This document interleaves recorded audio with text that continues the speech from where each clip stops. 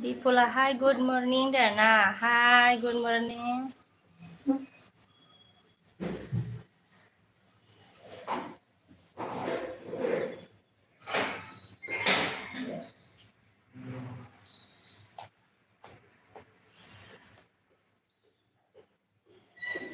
Nang opini nang Dana. Ang mana pungai kau?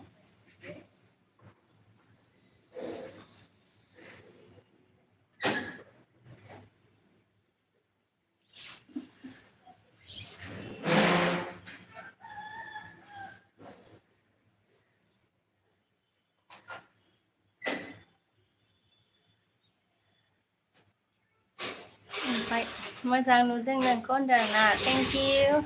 Bipul. Bây giờ ai hết lạp á? Hi, Fabizi, good morning, Re Baban Dana. Hi, Deverzi, good morning.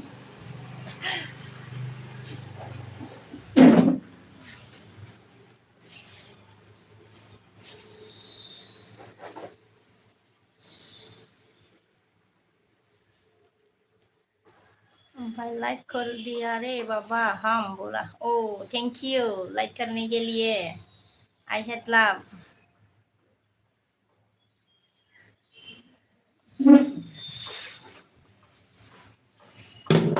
full of shit đặt lên sao được nè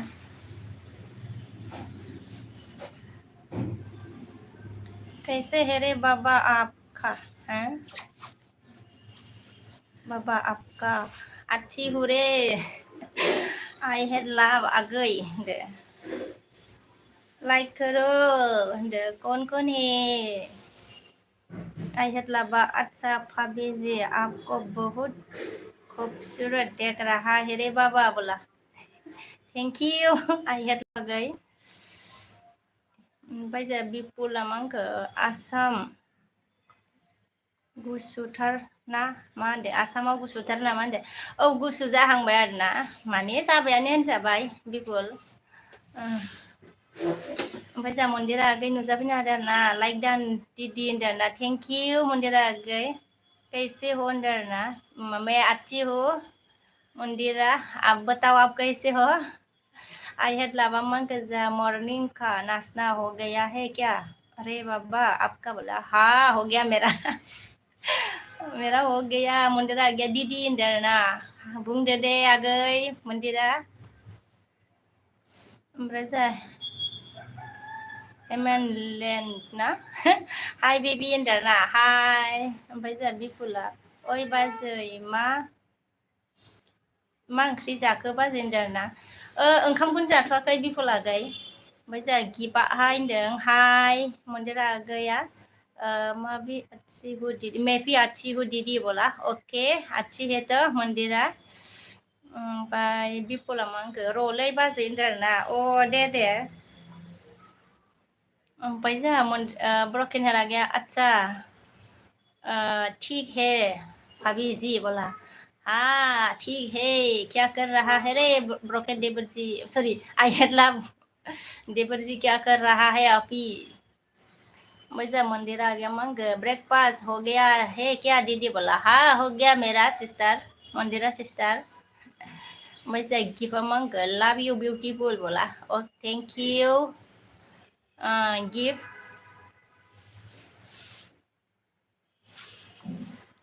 hello guys like करो कौन है channel में नया है तो join हो जाओ guys एक लाइक करो गाइस और चैनल में नया है तो मतलब ज्वाइन हो जाओ लाइक होदो सोर दं सनाफोर ओमफ्राय चेनेलाव गोदानबा जइन जादों आरोना दे आई हेड लव आ गया हम ऐसे ही है रे बाबा रूम में ओके ठंडा है ना तो बिस्तर से नहीं उठा क्या आई हेतला बागै ओमफ्राय जा प्रकान तो मंगा हाय होनदों हाय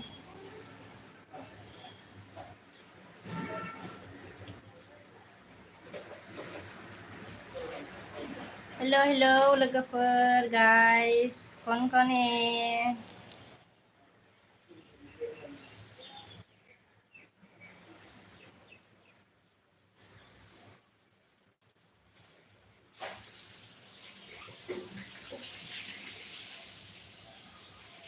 ओमफ्राय जा सियारी नुजा सियारी ओके आपका हस्बैंड क्या जॉब कर रहे हैं सिस्टर बोला ओके मेरा हस्बैंड मतलब डिपार्टमेंट में काम करता है एसएसबी सियारी देव वर्मा सिस्टर ओमफ्राय जा आई हेड लाबा मान के ठंडा तो नहीं है रे बाबा बोला ओ तो हवा खा रहा है आई हेड लाबा गई ओमफ्राय सियारी ओके बोला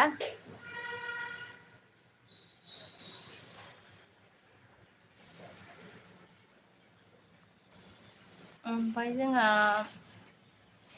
आर ब्लग आ गया हेलो आब' गुड मर्निं दाना हेलो आगै गुड मर्निं सोर सोर दं लाइक होदो दे चेनेलाव गोदानबा जइन जादो ओमफ्राय सियारिया लाइक होनबाय आरोना थेंक इउ ओमफ्राय जा फाजी रय हेलो सिस्टर कैसे हो बोला मैं अच्छी हूँ हेलो आप कैसे हो बताओ भाई जा और आप कहाँ से है दीदी इंदरना ओके मैं असम बंगाईगांव से हूँ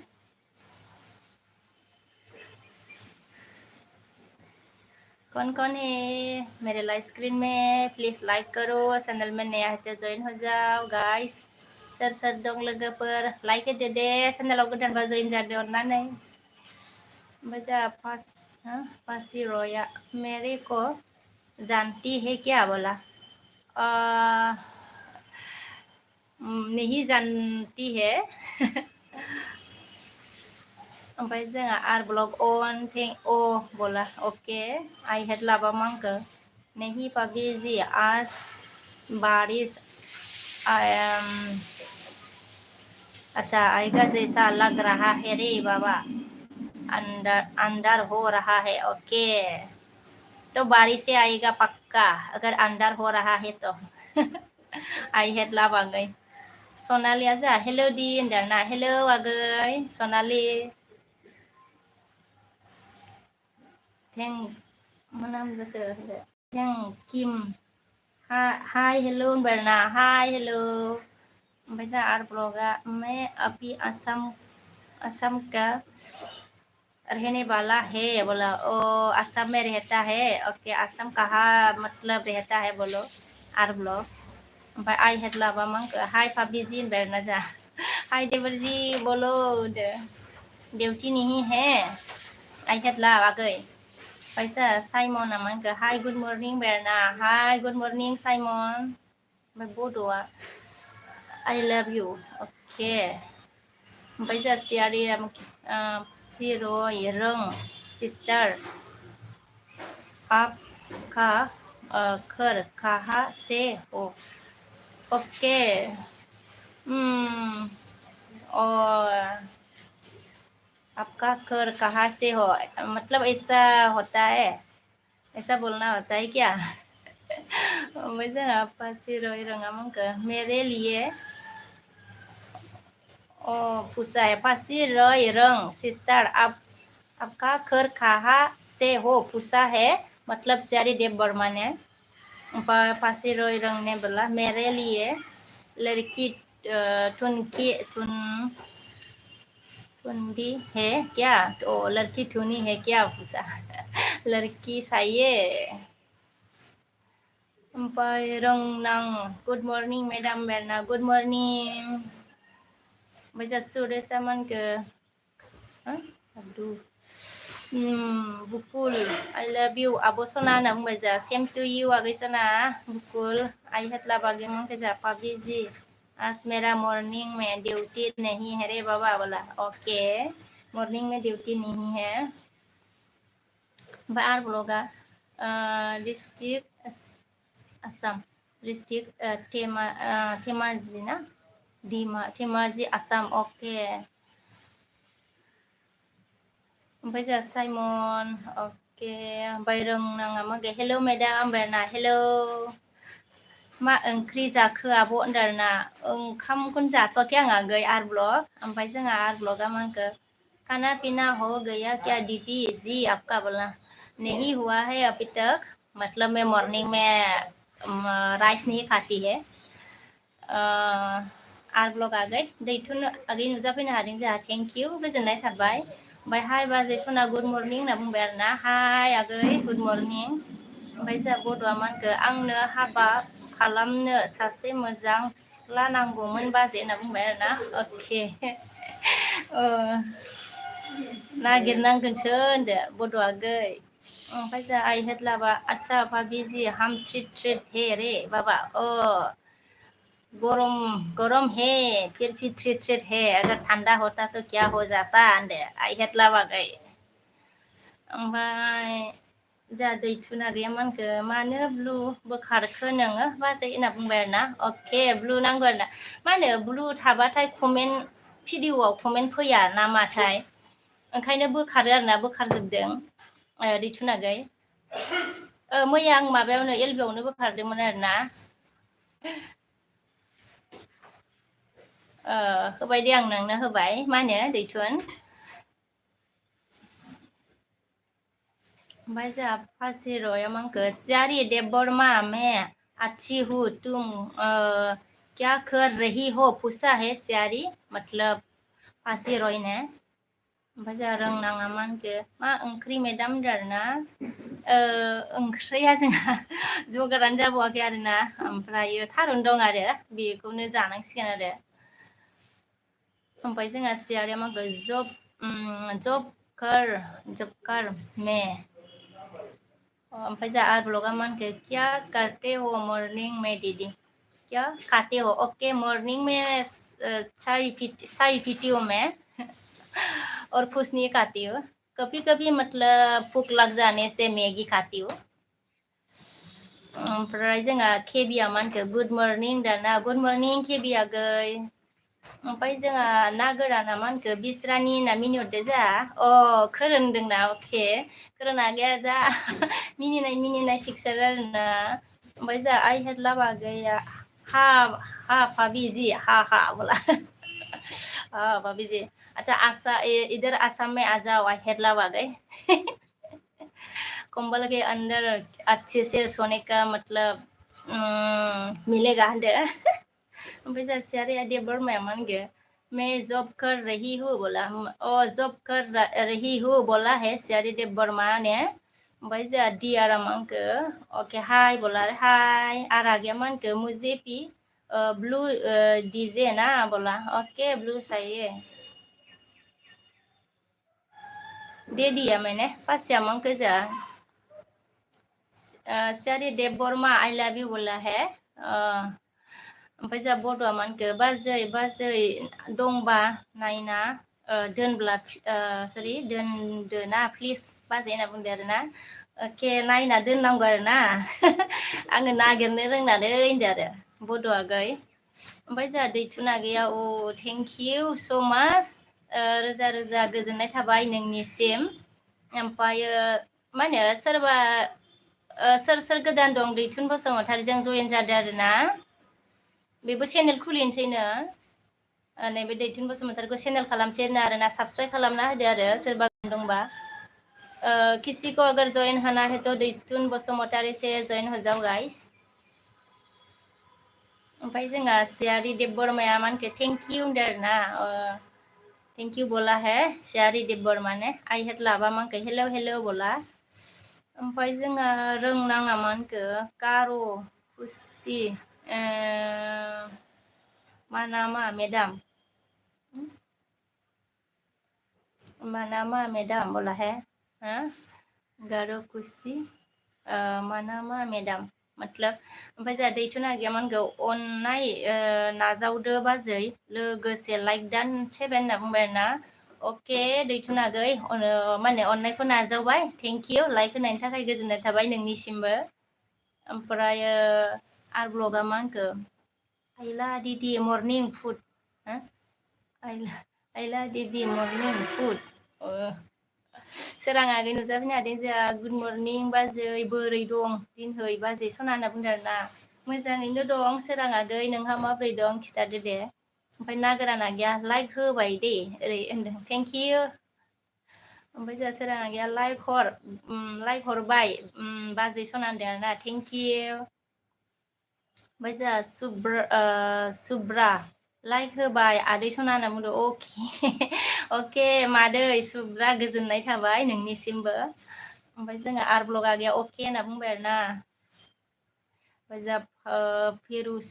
फाइट ना नाम्बार देना अके नाम्बार देना ओमफ्राय जोंहा दैथुना गैया मा होनखो साब खालामा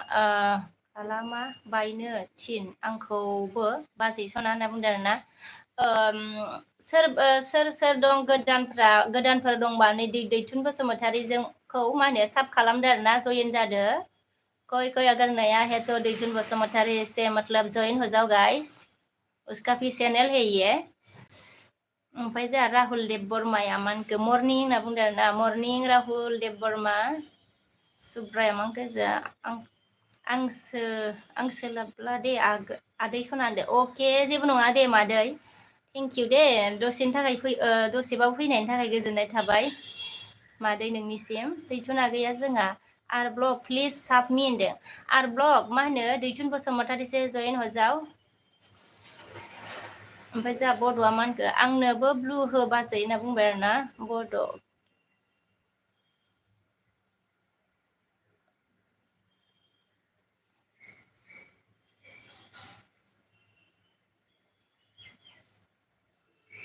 आदसा कमेन्टआ गोलाव दं नामालै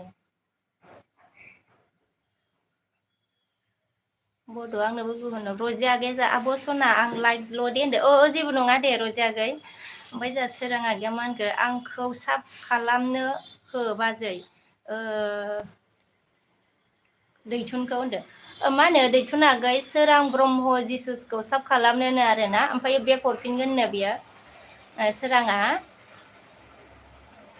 सोरां आगै नों साब खालामनोबा माबा हरनोसै आङो नोंनो ब्लु हरनोसै हरनो नामा सोरां आगै ओमफ्राय जोंहा फासिया मा होनखो जल्दी मेरे लिए लड़की ढूंढो सिस्टार लड़की ढूंढना भी आजकल मुश्किल है होनदो दैथुना आगैया मा होनखो जोंहा बाजै रजे सना फुंनि मा ओंख्रि जाखो फुंनि होनदों आरो ना मा ओंख्रि जाखोनो आरो ना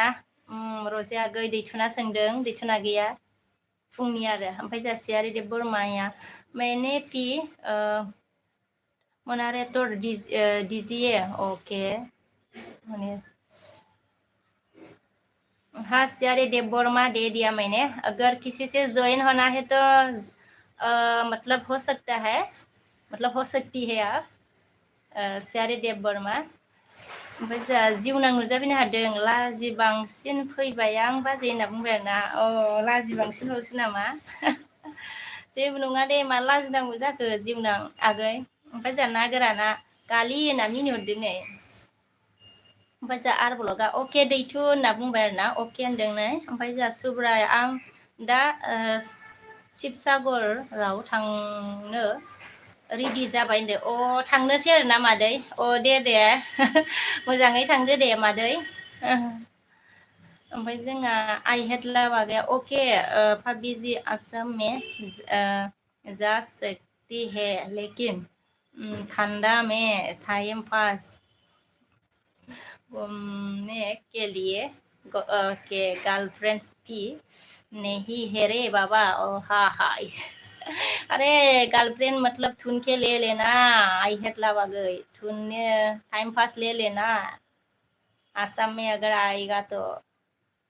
ओमफ्राय जोंहा जिउनाङा गैया मा होनखो बेबा फैनोबा मोनो ना मोना मोनदो थोरसि फैनो मोनोब्रा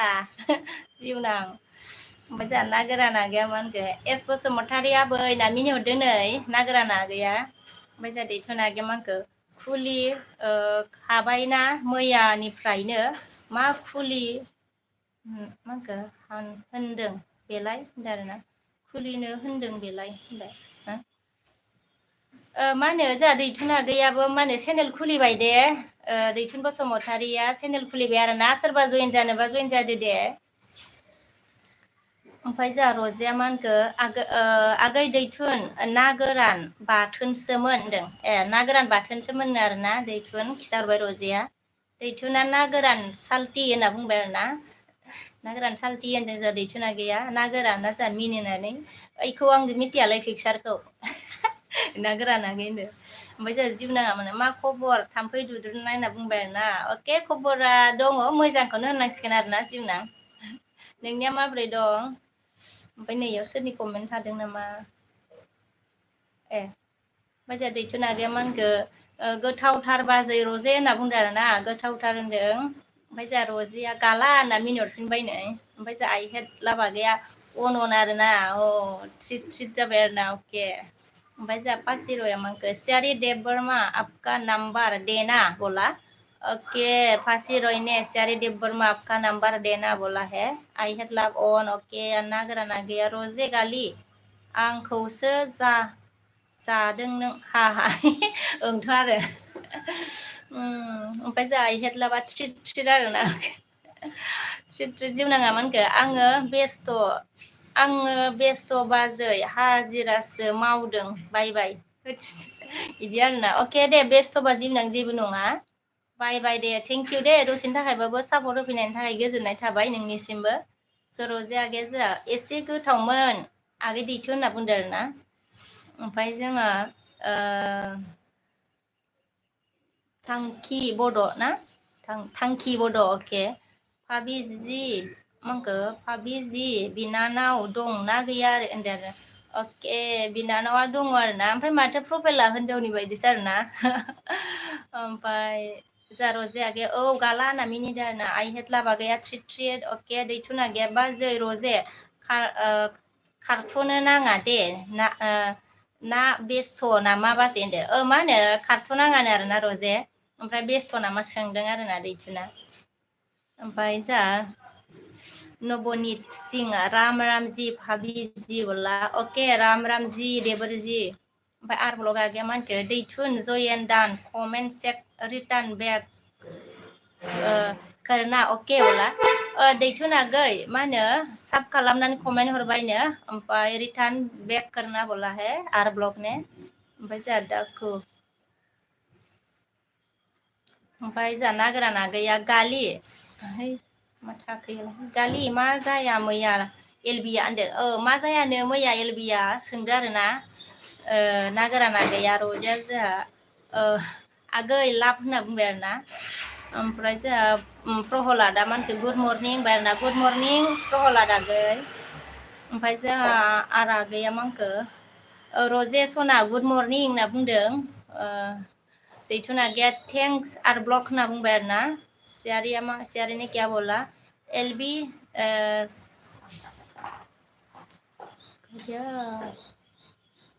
एलबी से नंबर नहीं इसका आईडी दे दो ओके एलबी से नंबर नहीं इसका आईडी दे दो बोला है मतलब इसका आईडी देने को लिए बोला है सियारी देव बर्मा ने ओमफ्राय जोंहा आई हेड लाबा मांगौ आब' रजे होननानै हार हरदों नै रजे आगैया जोंहा गाला एमबि खतम जादोंमोन हा मिनिदे एमबि जोबदोंमोन आरोना ओमफ्राय सोरां आगैया हर होनना बुंबाय आरोना हरबाय दे आङो सोरां आगै जयेन जादो दे सोरजोंबा जयेन गैयाबा जयेन जादो दे ओमफ्राय जा नबनिदा मा होनखो रजे आगैया आर ब्लग आगै भेरि गुड मर्निं मा खबर ओंथि होनना बुंबाय जोंहाबो रजे आगैयाबो ओमफ्राय नबनिदा मा होनखो आप कैसे हो भाभी जी लाइक कर दिया बोला ओके मैं ठीक हूँ आप लाइक करने के लिए थैंक यू आप बताओ आप कैसे हो ओमफ्राय जोंहा दैथुन आगैया बाजै रजेया आंना बिबाजैया जा सना माइनावखा होनना बुंदों आरोना जोंहा दैथुन आगैया रजे आगैखौ ओमफ्राय जोंहा आई हेड लाबा अन आरोना थेंक इउ रजे आगैया सोरां आगै होनना बुंबाय KB a new subscriber friend बुंबाय आरोना oh thank you so much KB one okay new subscriber ओमफ्राय जोंहा दैथुन आगैया मा होनखो अके सोरां ब्र सना होनना बुंदों आरोना दैथुन आगैयाबो ओमफ्राय जोंहा ना गोराना मेसेज कार्ड रजे आगैया आगै दैथु होननानै हार्ट हरबायनो ओमफ्राय जोंहा माबा आर ब्लगा मा होनखो मुझे भी जॉइन कर लिया करो यूट्यूब फैमिली बोला आर ब्लॉग को भी मतलब ज्वाइन करना है गाइस ओमफ्राय जोंहा बड'आ मा होनखो मोहब्बत की किताब में हर ओके किताब में हर ना तुम्हारा नाम हर लम्हा में बसा है बस तेरे ही होगो ओमफ्रायखौ बारा रोंलायलांलालै होनदो दूसरे जोड़ी हर एक साथ का है ओमफ्राय मा होनखो खास कमान मेरे दिल की धड़कन में तू है सुबह और तू ही है शाम ओके बड' ओमफ्राय जोंहा फासिर'या मा होनखो अके बाय बाय होनना बुंबाय आरोना अके अके जाना बाय लिया ना अके बाय बाय ओमफ्राय जोंहा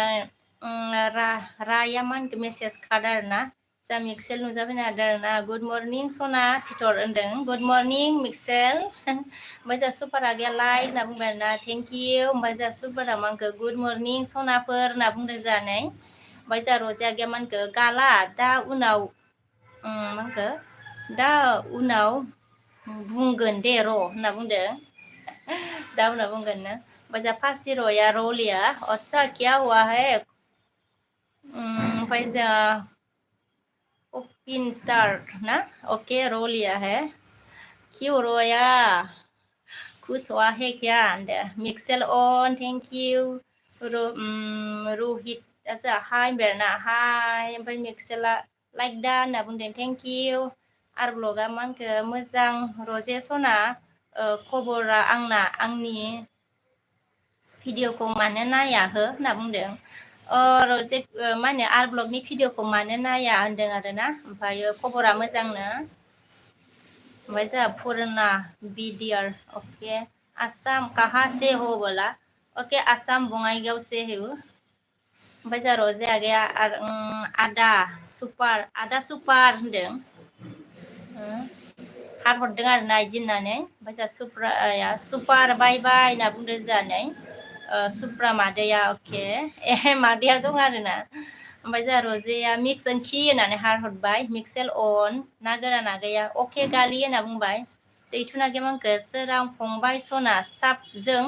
लोगोसे कमेन्ट हरबाय होनदों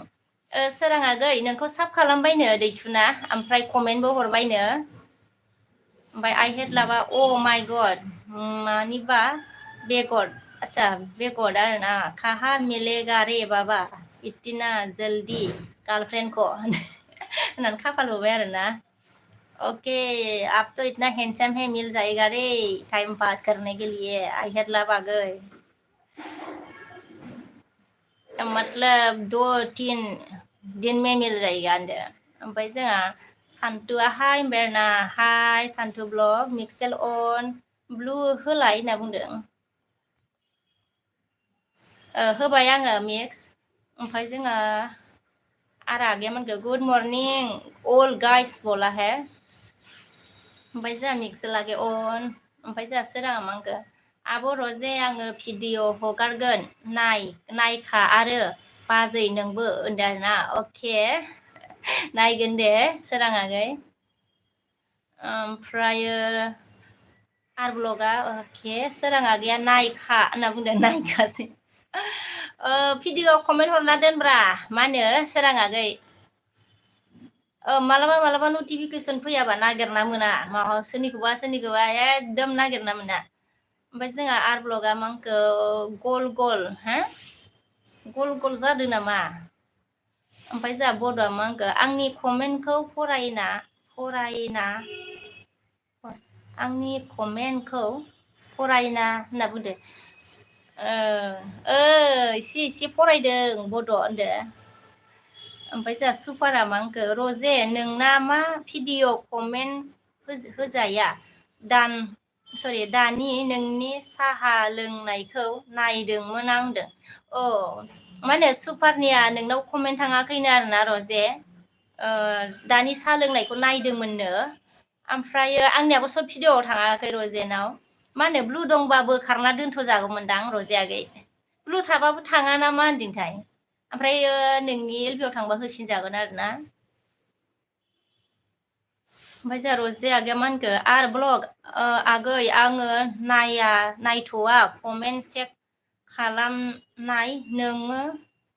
नोंसो आंनि भिडिअखौ नाया होनदों मा होनो रजेया नायोनो आरोना कमेन्ट हरो आर ब्लग आगै ओमफ्रायो रजेनिखौसो नाया होनना बुंदो नै रजेया ओमफ्राय जोंहा दैथुना गैया थेंकिउ हरनायनि थाखाय दैथुन आगै रोजा रोजा साबायखर थाबाय नोंनिसिमबो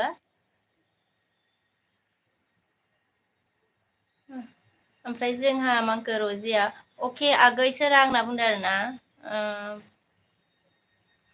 ओमफ्राय जोंहा ब्रकेना मा होनखो हेलौ बिमा होननानै अके नायखुमाबाय आरोना ओमफ्राय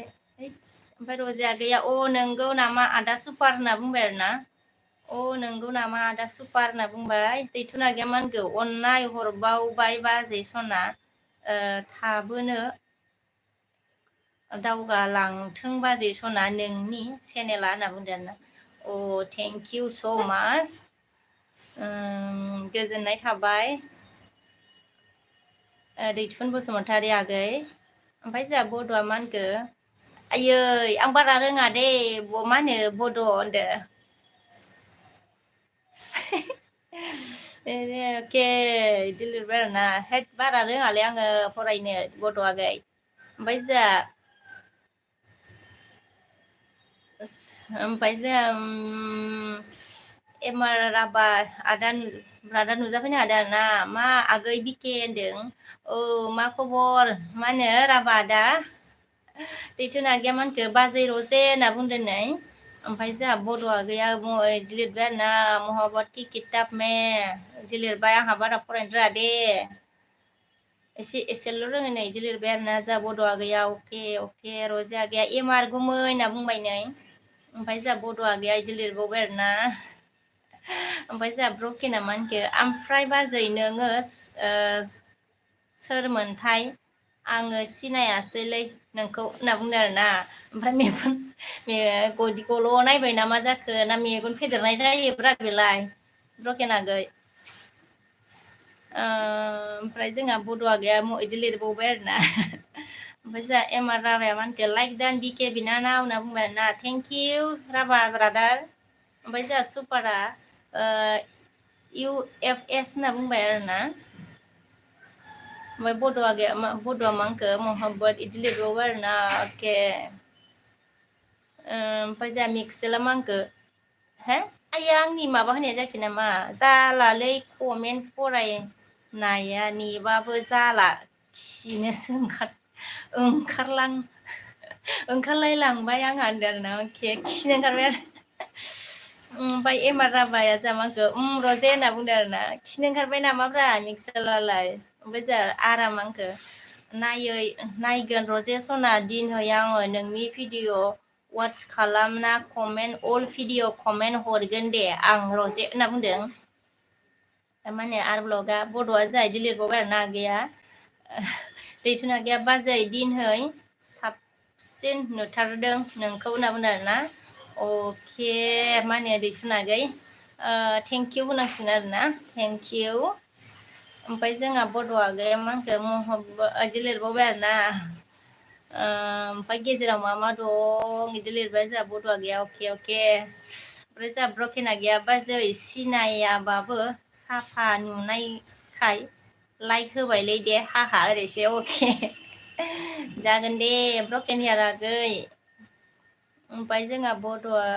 बिदि लिरबाय आरोना एखे ओमफ्राय जोंहा मा होनखो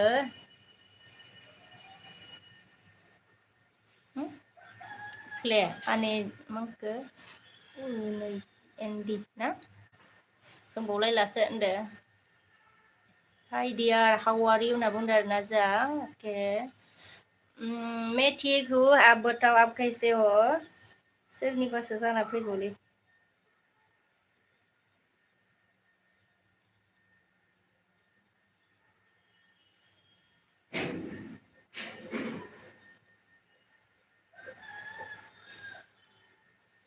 नागिरना मोनलालै गथ'आ जोंहा गैया बिदि लिरबाय आरोना ओमफ्राय जोंहा आर ब्लगा माखो सापर्ट लिरबाय दैथुना गैया बाजै मोजां मोजां भिडिअ नुनो थांगासिनो बाजै नोंनि चेनेलाव होनना बुंदों आरोना जोंहा बाजै मोजां नुनो थांगासिनो बाजै नोंनि सरि आंनि चेनेलाव होनना बुंदों अके दे जागोन दे मा होनो दैथुना आगै नायगोन दे नोंनि भिडिअखौबो ओमफ्राय जोंहा मा होनो आर ब्लगा अनार ना अके ब्रकेन आगैया हा मिनिदों बड' आगैया जाहैदो लिरबाय आरो ना बड' आगैया अके मिक्सेला जोंहा मा होनखो दैथुन ब्र साब खालामना होदो दे ब्र नोंना ब्लु दं होनदों आया आङो ब्लु हरनाया जायाखै नामा मिक्सेलना मिक्सेलना आगै नोंनोबो ब्लु हरबायब्रा आङो दैथुन बसुमतारी आगै मिक्सेलजों जइन जानोनो मिक्सेल नोंनोबो ब्लु हरबायमोन ओमफ्राय जोंहा बड'आ महा बिदि लिरबाय आरो ना गैया ओमफ्राय जोंहा ओइ सानस' नुजाफैनो हादों आरो ना गुड मर्निं लाइक दा होनबाय आरो ना अके गुड मर्निं ओइ सानस' लाइक दा थेंक इउ ब्रकेन आगै ट्रिट आरो ना ओमफ्राय जोंहा रजिया अल सनाफोर बाय गुड मर्निं आङो सिबिंसो हादों सनाफोर होनना बुंदों सिबिंसो हादोंनो आरोना जोंहा बायलाबायनाय बयखौबो रजिया आगैया थरुनजितआ जामानखो हा जा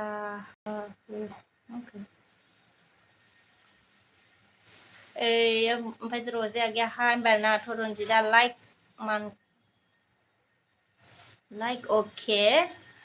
थरुनजित थैंक यू जो भी बोला हो भगवान ने बनाया तो क्या कर सकता है भाई हम खुद तो मतलब बना के नहीं लेती है जो भी हमको बनाती है भगवान बनाती है ना ओमफ्राय जोंहा ओइ सानजामांखो रजे नोङो मा खालामदों मा खबर होनना बुंदों आरोना रजे नों मा खालामदों मा खबर होनना सोंदों नै ओइ सानसुआ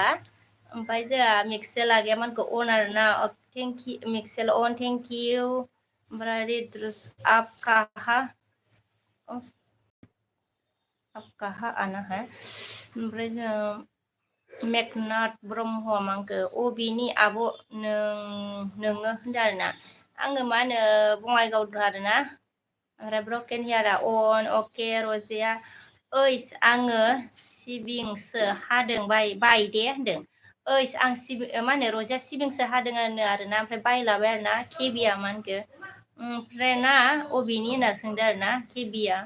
अके आङो मा होनो बङाइगाव ओमफ्राय जोंहा ब्रकेन हियारा मा होनखो जल्दि जल्दि कमेन्ट भरो रे बाग्लि होनदों आरोना सोरां आगैया हा होनबाय जोंहा नै एसे फरायनांसिगोनलै अबेसिम थांखोबो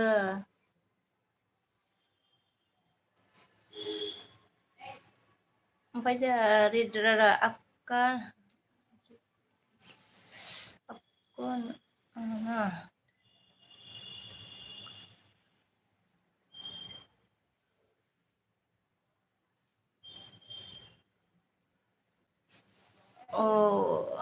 रिद्रुस अके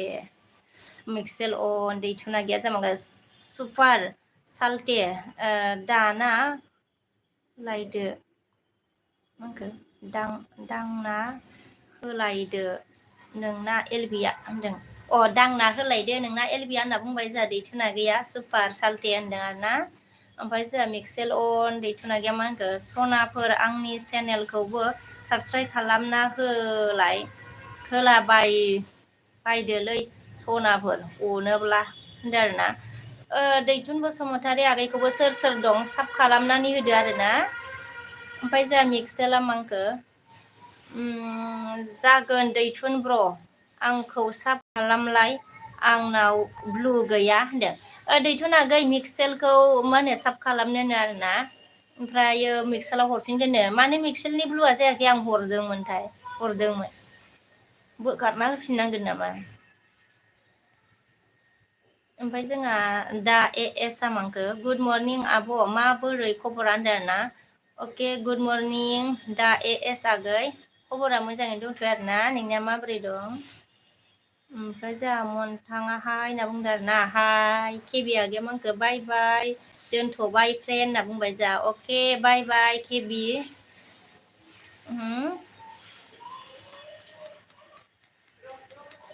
केबि अन सोरमोनब्रा ओमफ्राय जोङो रिद्रसा माइ एक्सं कर भेजा लेकिन अब नजरिया नहीं आई ओके बाय एम ओमफ्राय जोंहा मिनिया जा मिनिबाय आरोना मिनिया मिनिबाय मिनिया सोर जाखोब्रा रजे होनना मिनिबाय आरोना मिनिया मिनिबाय सोर जाखो मिनिया मिनिबाय आरोना रुफाया लाइक आरोना अके ओमफ्राय मिनिबाय आरोना रजे गालि होनना मिनिबाय सिंगेला गैया हाय बिखे बाजै जिउ बिखानि बिखाजों सिथाबना थाग्रा बिख्लो गोसोम होनना मिनिदों आरोना ओमफ्राय जोंहा सुब्राया आंखौ बिके आदै सरि आदै आङो कमेन्ट होनो सम गैथ'ला दे होनो अके दे मादै जेबो नङा दे टाइमा सर्ट जागोन दे जेबो नङा दे ओमफ्राय जोंहा अन अके मादैयाव जोंहा अन आरोना रुपा सनाया बरिया होनना दे होनदों थेंक इउ ओमफ्राय मिनिबाय आरोना मिनिबाय अके सिंगेल बया लाइक दान दे बिमा बेजोंबो थाथ' दे आं दसे टाउनाव बेरायनो थांनि दे टाइम मोनब्ला फैफिनगोन आं दे बाजै होनदों अके सिंगेल आगै मिनिबाय आरोना सोर मिनि जाखोब्रा होनदो ओमफ्राय जोंहा आराम आं बिदिखौल' नायबाय नामा ओमफ्राय जोंहा मिक्सेला माखो दैथुन साबदान कमेन्ट दान माखो अके बिस्वबि थाथ' दे आं खामानिसो मावदों होनदो दे मिक्स जेबो नङा दे मा होनो दैथुन नोंखौ साब खालामबायनो कमेन्टबो हरबायनो आरोना मिक्सेला खामानि मावदोंबा जेबो नङा दे मिनियाव अन सोर मिनिब्रा मिनिबाय बर' नामा होनखो हाइ फ्रेन्ड नेपाल होनदों आरोना सरि हाइ फ्रम नेपाल बोला अके आप नेपाल से हो गरुन अके मिनिया मिनिदों आगै अन दैथुन आगैया मानखो मिक्सेल अके होनना बुंदों नै दैथुन आगैयाबो रुपाया जामानखो फरायगासिनो साइमन असयगनि कमेन्टखौसो सेमन असयगनि कमेन्टखौसो फरायगासिनो होनना बुंदों आरोना अके सोरमोनलाय बेलाय गोरमिया हाय होनबाना हाय हेलौ होनदों आरोना हाय हेलौ ओमफ्राय जोंहा दैथुन आगैया बाजै सना आङो सोलाबथ'ला दे 11आव हरफिनगोन आं दे सरि होनदो जेबो नङा दे दैथुन आगै थेंक इउ दे आंखौ सापर्ट होनायनि थाखाय रोजा रोजा साबायखर थाबाय नोंनिसिमबो आङो मा होनो दायो आइडिजों साब खालामना दोनहरगोन र' एलबि दोनहां दे मा होनो दैथुन आगै नोंनि चेनेलखौ ओमफ्राय जोंहा आर ब्लगा मा होनखो बिके आब' होनना बुंबाय जोंहा बुंदो दे आगै ओमफ्राय जोंहा खामरेन्दा खुलुमबाय होनना बुंदों आरोना खुलुमबाय ओमफ्राय फिदिया मा होनखो साका दे नों माय साका दे बोला ओके मुझे नहीं आता है होनदों प्रकाशआ मा होनखो जोंहा Which is the country बोला ओके मैं इंडिया से हूँ ओमफ्राय जोंहा भिलेज लाइफआ मा होनखो आइ लाभ इउ बुंबाय आरोना भिलेज लाइफआ अके ओमफ्राय दैथुन आगैया मा होनखो सिंगेल बय साब खालामलाय आंबो नोंनो कमेन्ट हरनो दे होनदों सिंगेल बय आगै नोंखौ मा होनो साब खालामनो थिनदों दैथुन बसुमतारिया खालामना होदो दे सिंगेल आगै ओमफ्राय मा होनो दैथुन आगैया कमेन्ट हरनो दे होनदों कमेन्ट हरनो नोंनाव साब खालामना हरदो सिंगेल आगै दैथुन बसुमतारिखौ ओमफ्राय जोंहा सुबुङा हाय आब' होनना बुंबाय आरोना हाय आगै मा खबर अनिला मंको where are you from dear बोला मैं इंडिया आसाम से हूँ आसाम बङाइगाव अनिल ओमफ्राय जोंहा दैथुना मंको सिंगेल बय साबस्क्राइबजों लोगोसे कमेन्ट हरबाय फंबाय होनदों मा होनो साबस्क्राइब खालामनानै कमेन्ट हरबायनो सिंगेल आगै ओमफ्राय हरफिनदो नोंबो बेक दैथुननो रत्नेस्वर बरुवा मंको हेलौ बाजै सना मा खालामदोंलै नोङो जोबोद समायना नों बहानि होनना बुंबाय आरोना हेलौ आगै मा होनो मा खालामदो जेबो खालामाखै आगै एसे रायलायदों आरोना ओमफ्राय आङो मा होनो बङाइगावआव थायो आरो दायो ओमफ्राय जोंहा आर एस मंको very very beautiful looking darling यार बोला अके थेंक इउ होनदो ओमफ्राय सिंगेला मंको अके दैथुन ब्रादार आङो दसेनि उनाव रिटार्न खालामबाय दं दे दायो आं टाउनावसो दं दैथुन आगै दसेनि उनाव हरगोननो रिटार्न सिंगेल बया टाउनाव दंनो आरोना ओमफ्राय जोंहा रिंखाङा मंको हाय आब' माबोरै दंदों खबरा मोजाङै दंथ'यो आंना आगै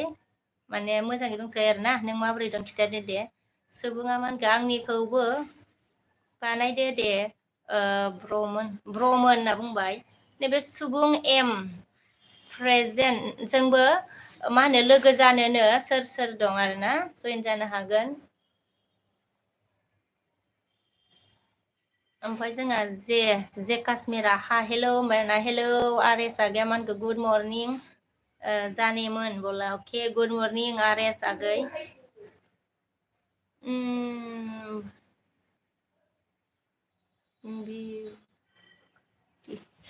खबरखौ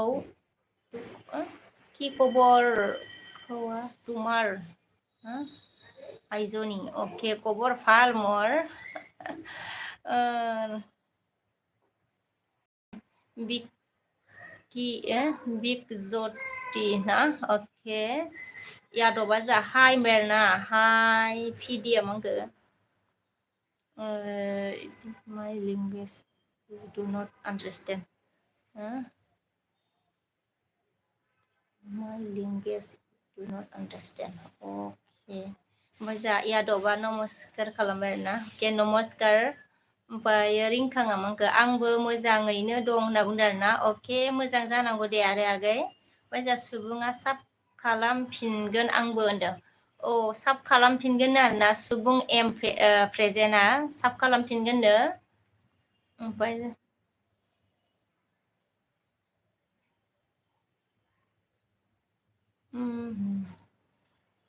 जोस फार्किस जोस ना ओके डियार बोला है ओमफ्राय फिडिया मंको आर इउ बर' आइ एम बर' होनदो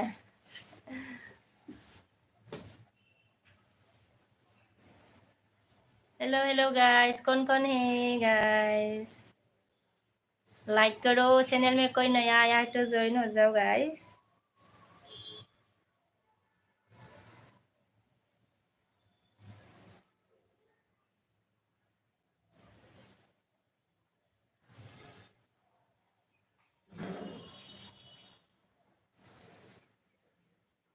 जब फीडी ने क्या बोला मैं त्रिपुरा से हूँ बोला ओके आप त्रिपुरा से है ओके ओमफ्राय दैथुन आगैया अन बाजै होनना बुंदों आरोना थेंक इउ दैथुन आगै नोंखौ आङो साब बानायहरनो दे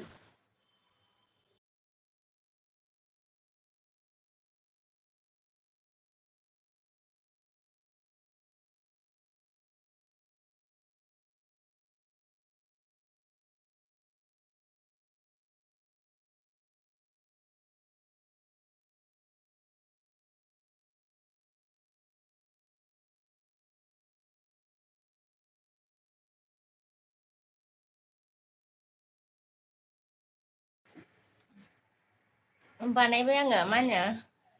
दैथुनानै ओमफ्राय आवाज जादों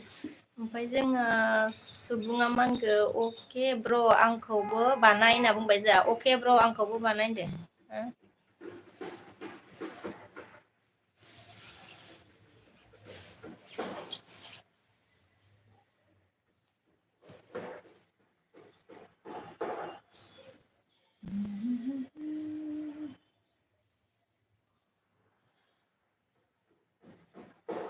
सनजिबा हाय होनदों आरोना जोंहा इयाव कमेन्ट दावगासिनो नामा अके सनजिबा हाय होनबाय जोंहा सनजिब कुमारा आइ लाभ इउ होनदों आरोना अके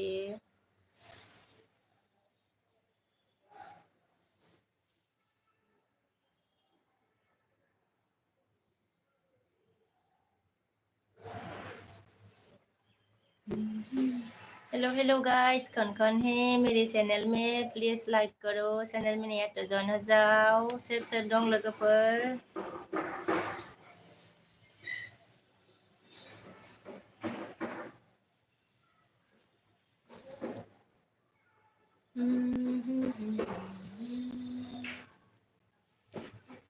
ओमफ्राय जोंहा बुन बसुमतारी अके मा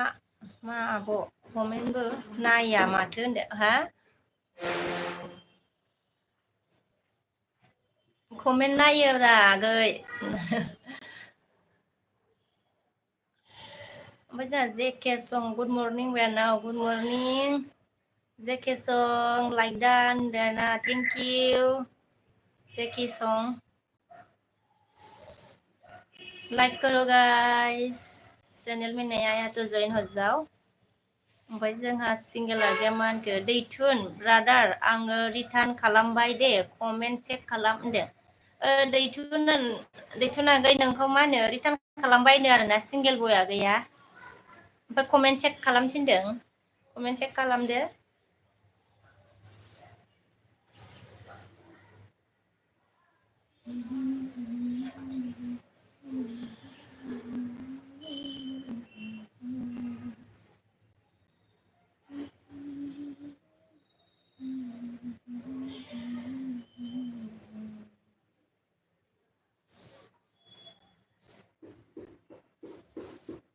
सिंगेला गेजेराव अन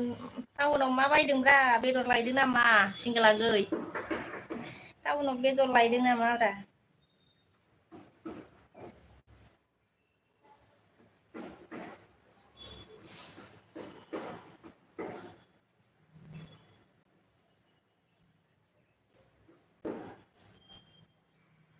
सोर सोर दं खन खन हे ओमफ्राय जोंहा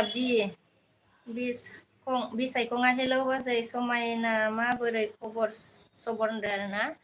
जोंहा बिसायखं आगैया हेलौ आगै खबरा मोजाङै दंथ'यो आरोना ओमफ्राय नोंनो माबोरै दं खिथाहरदो दे बिसायखं आगै ओमफ्राय जोंहा सिंगेल आगैया बाजै आं अन दं दै दासो आंना फुंनि ब्रेकफास्टआ अलसियाना हा हा ओरैसै टाउनाव फुरिसो जाहैदो आरो नोङो होमबा दे जाबाय था नोङो गुदुं गुदुं ओइ दासो आरोना फुंनि ब्रेकफास्ट 11ता जानोसै जाबायानो होनजाबाय जारला नोंजोंलाय होनदो आरो नोंथाङा सोर जाखोब्रा नोंथां ओमफ्राय जोंहा बिया गैया मा होनखो एलबि रायजोनि मादाव एलबि रायजोनि मादाव नोंनो समायनासिनथारलै बाजै होनदोना अ नोंगौ नामाब्रा मा होनो बिसायखं आगै दं मोजां मोजां दंथ' बिसायखं आगै ओमफ्राय जोंहा सिंगेल आगैया औ बाजै उफायनाय होनदों आरोना अके उफायनाय कि करिम होनदों उफायनाय कि करिम आरोना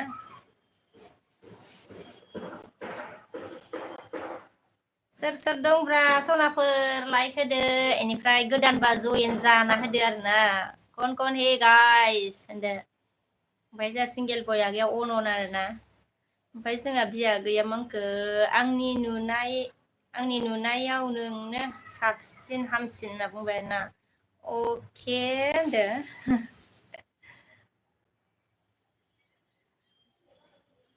ओमफ्राय जोंहा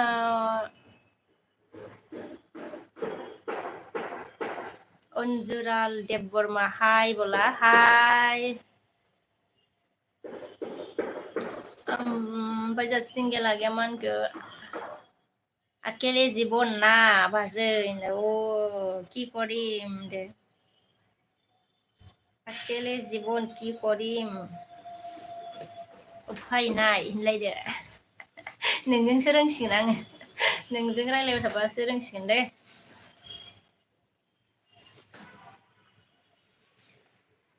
ओमफ्राय जोंहा दिदोम नार्जारि नुजाफैनो हादों आरोना मा ओंख्रिमोन बाजै होनदों आरोना ओंख्रिया मैगङाथ' जेबो गैया ओमफ्राय थारुन दं आरोना दिदोम ओमफ्राय सङाखै ओमफ्राय दा फिसालाफोरखौ स्कुलनिफ्राय ओरै लाबोबा लामायाव मा मोनो लाबोफानोसै आरोना लामायाव फानो नालाय ओरैहाय सोरबा सोरबा मैगं फानोना बेयाव मा होनो लाइफोर फानबा बिदिखौ बायनानै लाबोनानै फाजा एवजाफैयो आरोना ओमफ्राय जोंहा सिंगेल बय आगै अ थेंकिउ बिया गैया जोंहा मा होनखो महरबो जेना आखलावबो जेना जेरैबो आखा फाखा होननानै हार्ट हरबाय आरोना अके थेंकिउ आं लाबाय आरोना हार्ट हरबाय नालाय थेंकिउ स' माच ओमफ्राय जोंहा बिसान मा होनखो आगैया लाइक नांगौ नामा बाजै आंनिफ्रायबो होनदो नांगौब्रा लाइकखौ आगै होनदो समायनायनि आरोना होनदो नायलायो आरो गोजौआव ओमफ्राय जोंहा सिंगेल आगै अनन आरोना अके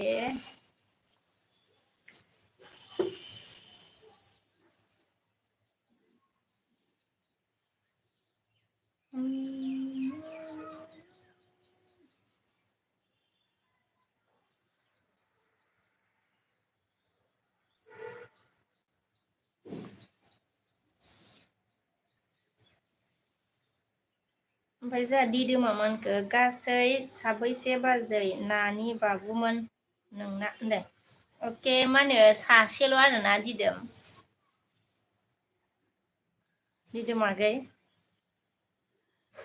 ओमफ्राय जोंहा बिया मा होनखो आगैया लाइक होबाय बाजै ओंखि होनना बुंदों आरोना अके थेंकिउ उखं सिं हेलौ होनना बुंदों आरोना अके हेलौ हेलौ ओमफ्राय जोंहा दिदोमा मोनखो बेसे क्लास मोनखो होनना सोंदों आरो मा होनो क्लास 1आव मोनबाय आरोना दिदोम आगै ओमफ्राय जोंहा सिंगेल आगैया मा होनखो ओंख्रियानो उदै गाज्रि जाना खिसावनायसो बाजै दिनै हटेलाव हाहा आयौ मा ओंख्रिब्रा बेलाय मा ओंख्रिब्रा बेलाय मा होनो सिंगेल आगै मा ओंख्रि बेलाय उदै गाज्रि जाना खिसावलायनायलाय ओंख्रिखौ खिथाहरलाय दे थिग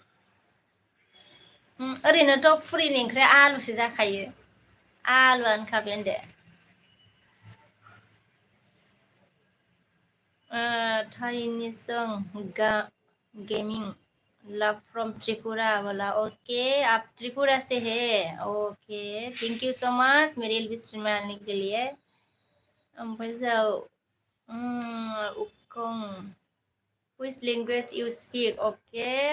मतलब बोडो लैंग्वेज मैं बोरो हूँ तो अभी मैं बोरो लैंग्वेज से बात कर रही हूँ ओमफ्राय जोंहा दिदोमा मा होनखो नानि ना बाबु बाजै होनदो अ बाबुसो आरो होनलायो आरोना बाबु आरो मा होनो दिदोम आगै ओमफ्राय जोंहा बिया मा होनखो आगैया थाब थाब दावगालांनो हाथोंसै बाजै महर गोसाया ओरैसो आरोना जावबायसो नामाब्रा बिसायखं ब्लक आगैयालाय होनदो आरो जावख्लाखोसो ना माखोसोब्रा होनदो आरो अके थाब थाब दावगाबाथ' मोजांलै भिडिअफ्रानो माथो मा होनो भिउ फैनो नागिराब्रा मा होनो माबोरै बोरै बानायब्रा सरि बानायबा मा होनो भिउ फैयो मिथियाबो ना होनदो। ओमफ्राय जोंहा सिंगेला गैया हा हा टमेट' थिंख्लां नोरसिं बिलाइ फानलु गोरान ओमफ्राय जेंगाव सोलिबास आरोना अके टमेट' थिंख्लां होद थिंख्लांखौलाय मा ओंख्रि जालाबायनोब्रा टमेट'आथ' टमेट' जाबाय दे आलु सालुबो होनाय नङा नामा सिंगेला गै खम जारला हेद फानलु गोराना जेंगाव होदो नोङो हरनाया बेखौनो फुरिजों होनबा सिंगेला गै ओमफ्राय जोंहा दिदोमा मा होनखो मा नेम होनना बुंदों आरोना अके बाबुनिया मा होनो प्रियेन आरोना प्रियेन होनो ओमफ्राय जोंहा मा खबर होनना बुंदों आरोना खबरा मोजां आंनिया बर'सो नामा ओमफ्राय नोंनिया माबोरै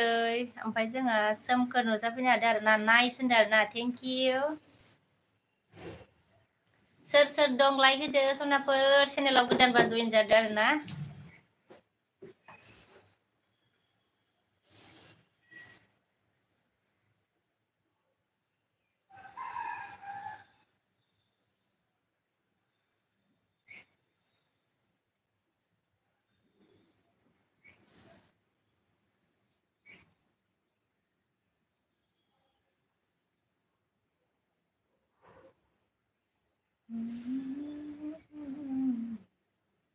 ओमफ्राय जोंहा सोमखोर आगैया मा होनखो बहानि नों होनदों आरोना आङो दायो मा होनो बङाइगाव दं आरोना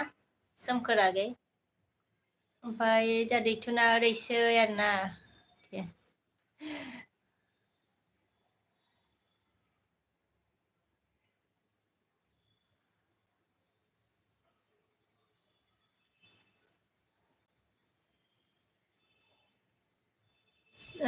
सिम्पोला जोंहा हाय होनना बुंबाय आरोना हाय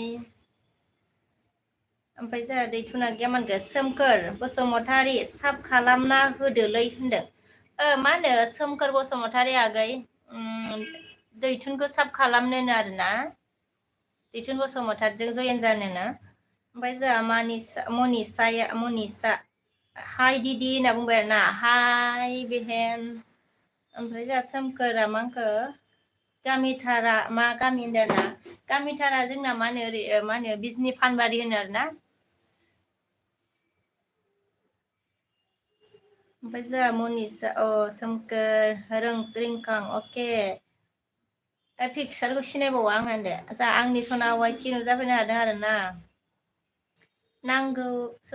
नंगौना नङा जाखो होनदों आरोना नंगौना नङा जाखो मायाब्रा आंनि सना वाइटि मा नंगौना ओमफ्राय जोंहा मनिसाया मा होनखो कहाँ से हो आप बोला मैं आसाम बङाइगाव से हूँ मनिसा ओमफ्राय जोंहा आंनि सनाया लाइक दान अके थेंक इउ लाइकखौ आरोना अके गोजोननाय थाबाय दे आंनि सना वाइटि ओमफ्राय जोंहा सोमखोरा अके होनना बुंबाय ओमफ्राय जोंहा सिम्पोला मा होनखो वेर आर इउ फ्रम बोला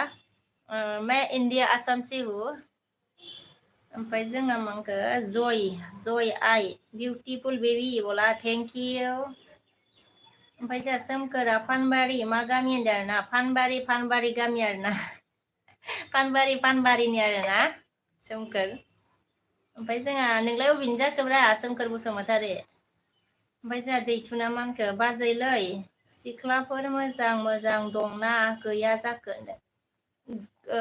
गैयालै आंनि एलबियाव माने सिख्लाफ्रानो फैया माथो एलबियावसो सोंबाय नामा दैथुनागै सरि दिदोम एलबियाव फैयानो सिख्लाफ्रानो होनदो ओमफ्राय आंनि सनाया मा होनखो मानसिना मा गामि सरि नोंसिना मा गामि होनना मिनिदों आरोना फानबारि गामिब्रा आंनि सना वाइटि मा खालामदोंब्रा आंनि सना वाइटिलाय खबरा माब्रै दं ओमफ्राय जोंहा दैथुना गैया मा होनखो बाजै सना नों आंखौ बहुद हेल्प खालामबाय रोजा रोजा साबायखर बाजै सना होनदों आरोना हेल्पखौथ' नों सरि दैथुन बसुमतारी आगै नोंबो खालामबाय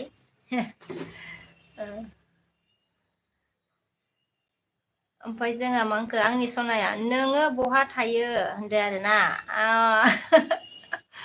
आङो मायाव थायो दे आङो माने सापागुरियाव थायो आंनि सना वाइटि ओमफ्राय जोंहा दैथुना गैया मा आंखो दिदोम ब्र साब खालामना होदो आंखौ अनोब्ला होनदों मा होनो दिदोम साब खालामनोनो आरोना दैथुन बसुमतारिखौ ओमफ्राय जोंहा आंनि सनाया आङो बहानि जाखो होनदों आरोना नों बहानि जाखोब्रा खिथादो दे आंनि सना वाइटि ओमफ्राय जोंहा सोमखोरा मा होनखो नोंगौ होनदों नोंगौ होनदों औ नोंगौ ओमफ्राय सोमखोरा मा होनखो आं बिजनि टाउननि होनदों आरोना अके बिजनि टाउननि आरोना ओमफ्राय जोंहा आंनि सनाया मा होनखो आङो पानबारि खाथिनि बायपारि गामिनि बायफारि गामि आरोना मा गामिब्रा बेलाय आंनि सना माइथि खम जारला नोंजोंबो होनदो ओमफ्राय जोंहा जय आइ मा होनखो कौन डिस्ट्रिक्ट बाबि सिस्टार कौन डिस्ट्रिक्ट चिरां डिस्ट्रिक्ट सिहुमे ओमफ्राय जोंहा दिदोमा मा होनखो बाजै नोङो बेसेसिम फरायनाय होनना सोंबाय आरोना सोर जाखोब्रा दिदोमालाय आङो मा होनो बारा फरायाखैलै थुज्रेद एसेल' फरायदों आङो नारखो नुरखो होनदों नारखोला नारखोलि एसेल' फरायदों आङो मा होनो दिदोम नार्जारि आगै ओमफ्राय जोंहा मा होनो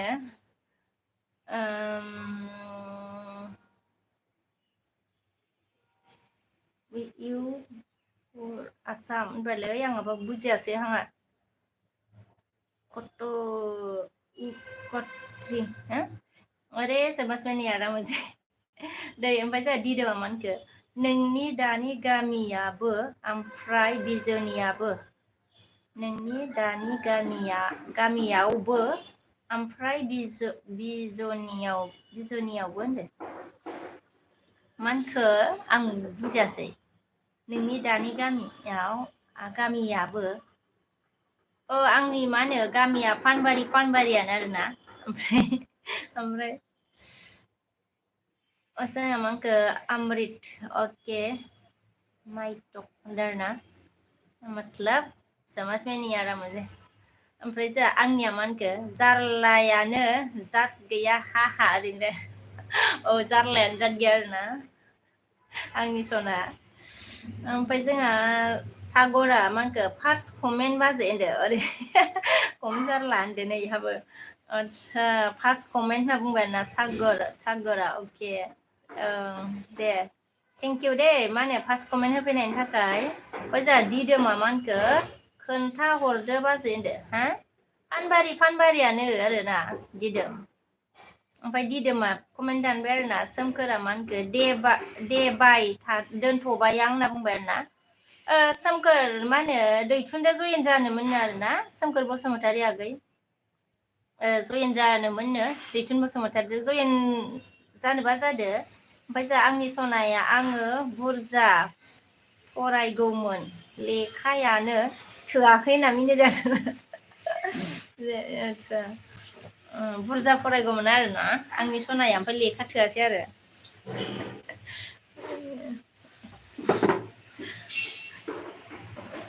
ओमफ्राय जोंहा एमारा मा होनखो मा ओंख्रिब्रा होनना सोंदों आरोना ओंख्रिया जोंना थारुनसो जागोन आरोना मैगंआनो गैया थारुनल' दंखायो एमार बुथुवा अके सोर जालायखो होनदो आरो ओमफ्राय जोंहा अलकहल ब्र हेलौ सना होनना बुंबाय आरोना हेलौ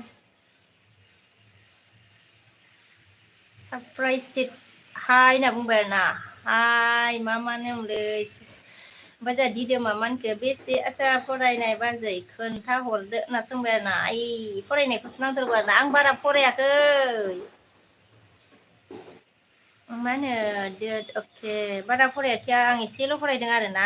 खुनुरुखुम नाथ्रोद नुथ्रोद आरो आदै ओमफ्रायो जोंहा मांखो सोमखोरा बोराया मा मावो होनना सोंबाय आरोना अके बोराय आंना मा होनो डिपार्टमेन्टाव मावो आरोना मा होनो सोमखोर आगै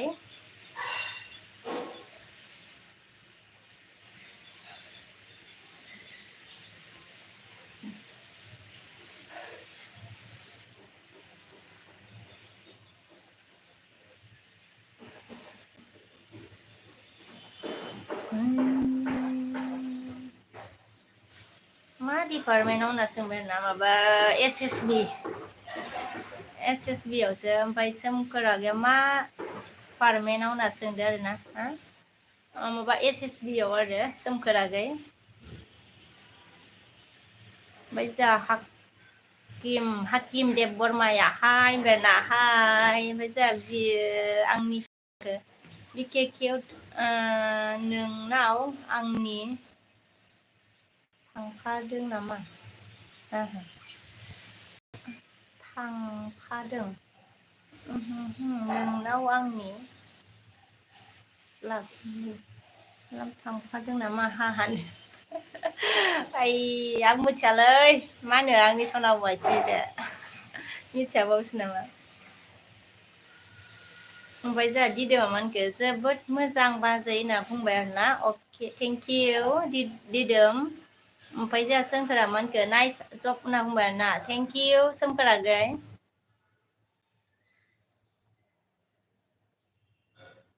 ओमफ्राय आंनि सनाया खम जारला खम जारला होनना मिनिबाय आरोना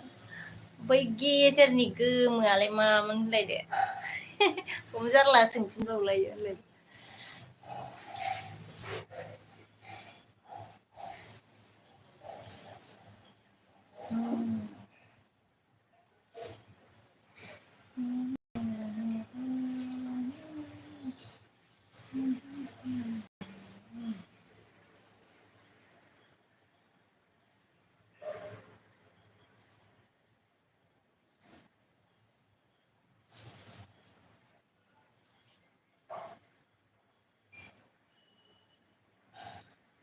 ओमफ्रायो हाकिम देव बर्मा ने क्या बोला आपको कक्को बड़ो आता है बोला अच्छा मुझे नहीं आती है मतलब कक्को बरक ओमफ्राय सोमखोरा मांखो दे दोनथ'बाय होमबा आंबो डिउटियावसो दङ टाइम मोनबा हरफिनगोन दे मालाबा होनदो अके सोमखोर आगै जागोन दे डिउटियावसो दं आरोना ओमफ्राय जोंहा आंनि सनाया मांखो बे गेजेरनि गोमोआ मामोनहो हाहा मामोनब्रा माने आंनि सनावा इथि गेजेरनि गोमोआ होनदो आरो जोंहा दिदोमा मानखो बाजै ट्रिट ट्रिट आइ मामोन लाय होनदो ए नोंसो आरो दिदोम नार्जारिया बाजै ट्रिट ट्रिट अके ए नोंसो आइ बेखौनो सोंबाय थादों सिनाय हायाखैमोन दे होनदो ओमफ्राय जोंहा हेल' बय अके हेल' बय हेल' ओमफ्राय जोंहा हाकिम देव बर्मा ने क्या बोला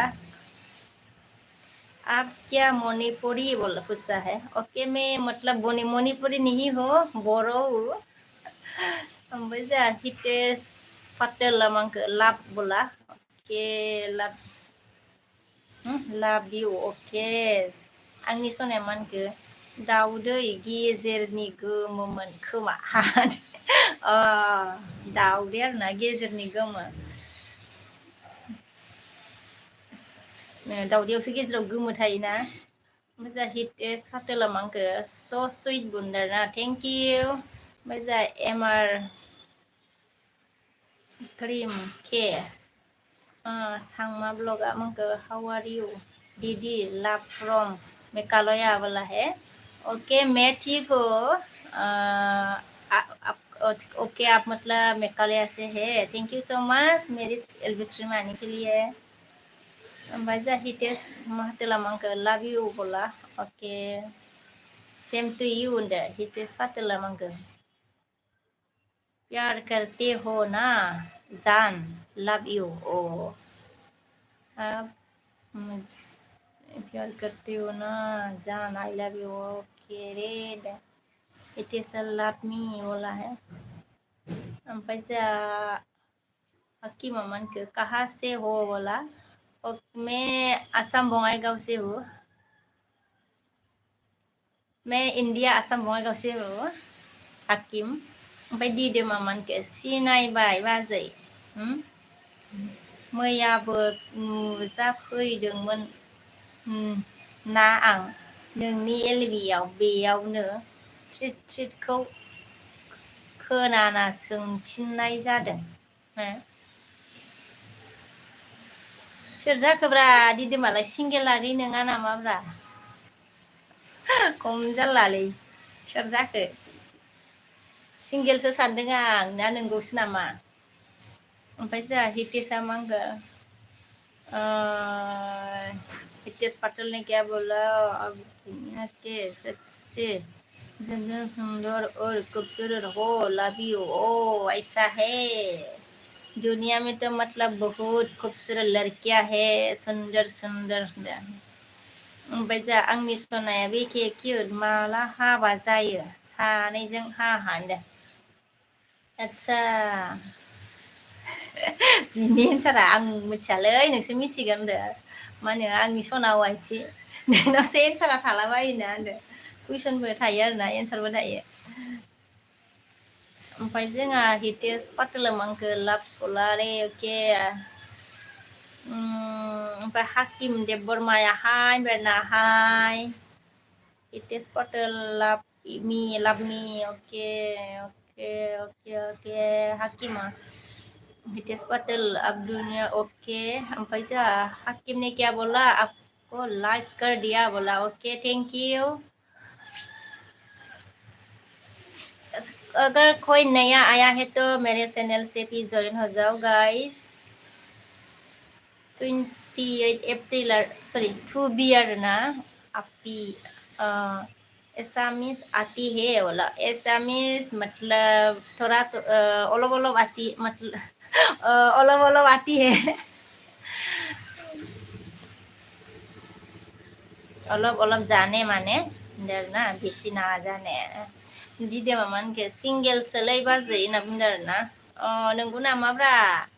ओमफ्राय जोंहा ममताया मा सिस्टारा मा होनखो लाइक दान आगै होनना बुंबाय ना अके ममता सिस्टार हितेश पाटिला मा होनखो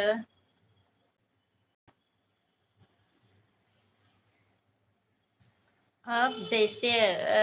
जैसा कोई भी ओके नहीं है जान लाभ बोला ओ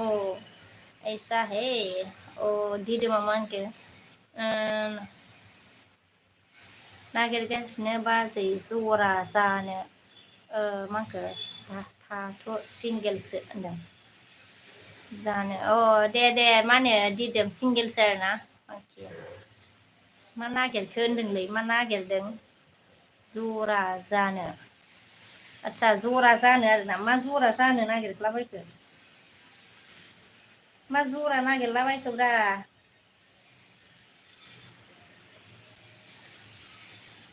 ओमफ्राय जोङो भारा नुजाफैनो हादों आरोना सागोर होनदोंना ओरैनो अके गुड मर्निं होनना बुंबाय आरोना गुड मर्निं लाइक होनबाय आरोना थेंक इउ मा होनो सागोर ओमफ्राय जोंहा आंनिया मा होनखो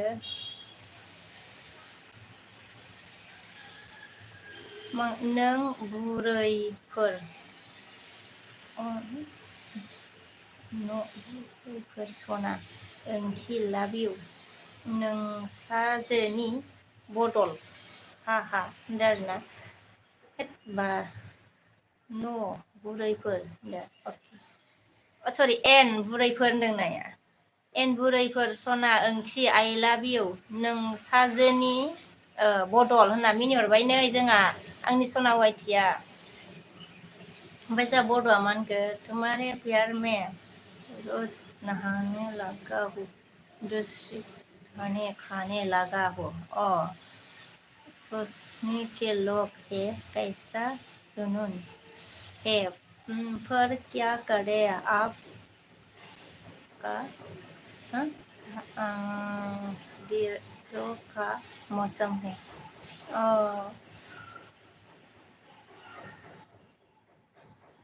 मोजां हितेश फाथुलामाखौ लाभ इउ अके दे निदाना जा आंहा दासो दे फ्रेन्ड अके जेबो नङा माने निदान फ्रेन्ड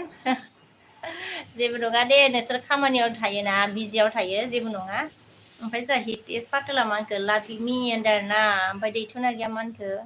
ममता बसुमतारी आंखौबो साब खालामलाय अनोब्ला होनदो मा होनो ममता सिस्टार दैथुन बसुमतारीखौ जों जयेन जानोनो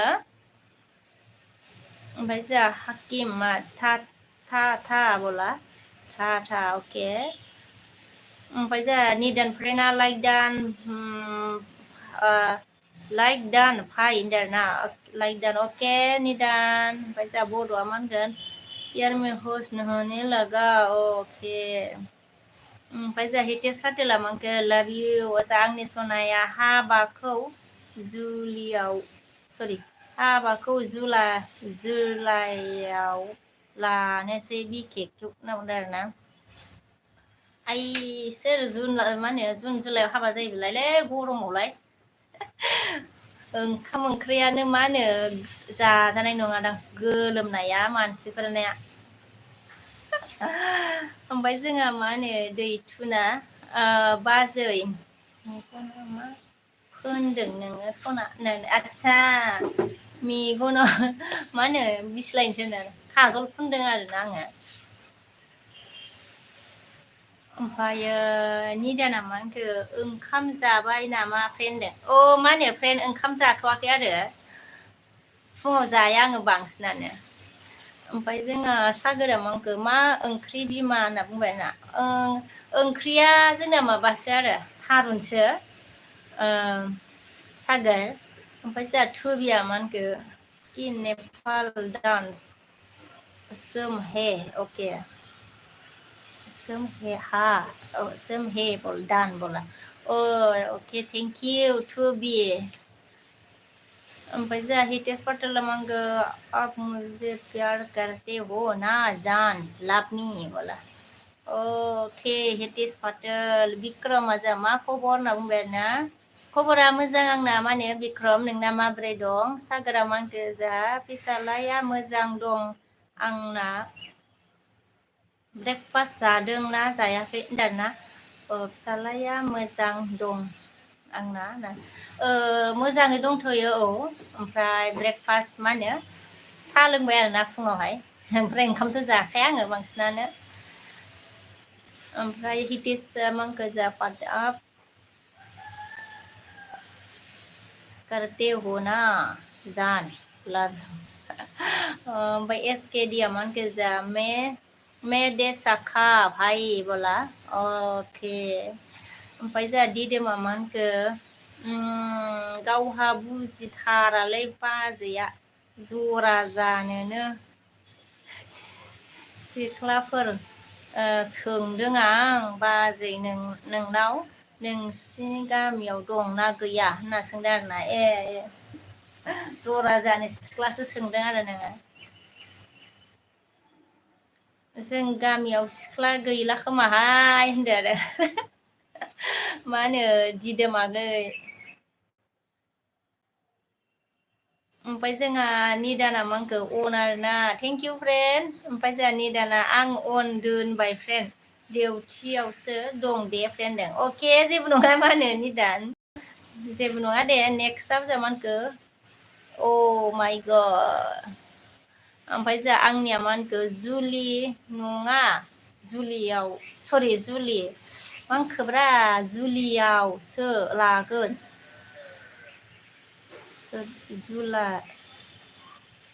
जुलाइ नङा जुलियावसो लागोन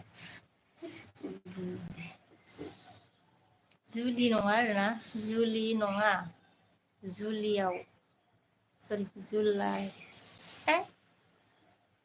जुलाइआवसो लागोन होनना मिनिबाय आरोना बुजिलाय लाङासैलां आंनि सनावा इदि ओमफ्राय जोंहा दिदोमा मा होनखो बाजैया फरायनायसो नामा थैखाबाय एबारबा दे मा जाखो बेलाय मा जाखो बेलाय देरै मा मा जाखो बेलाय आयु ओमफ्राय जोंहा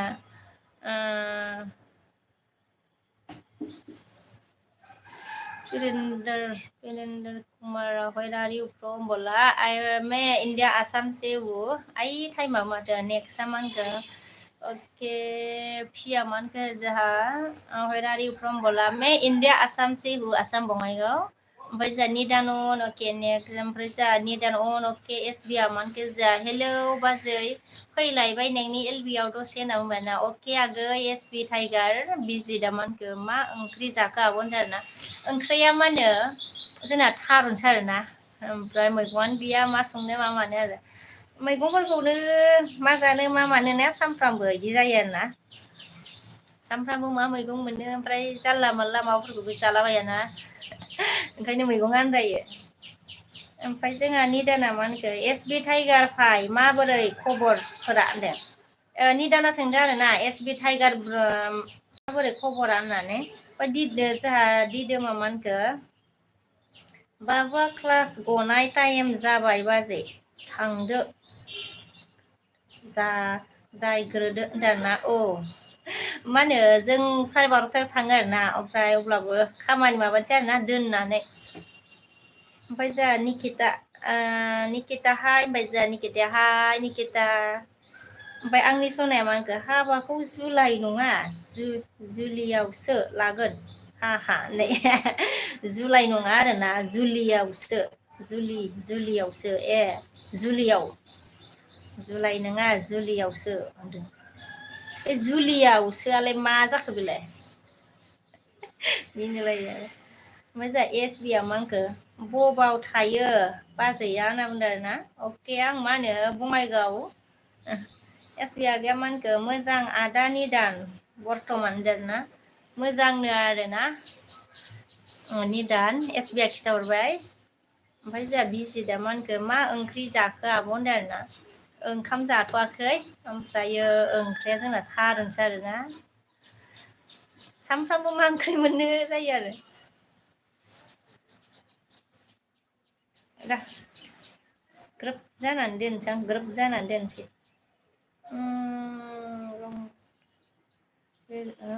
who are you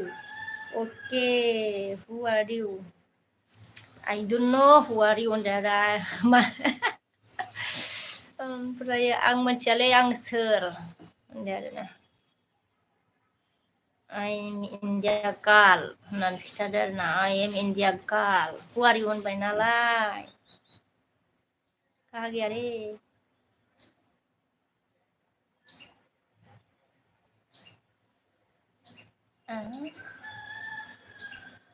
नांथाबाय खोमा बेहाय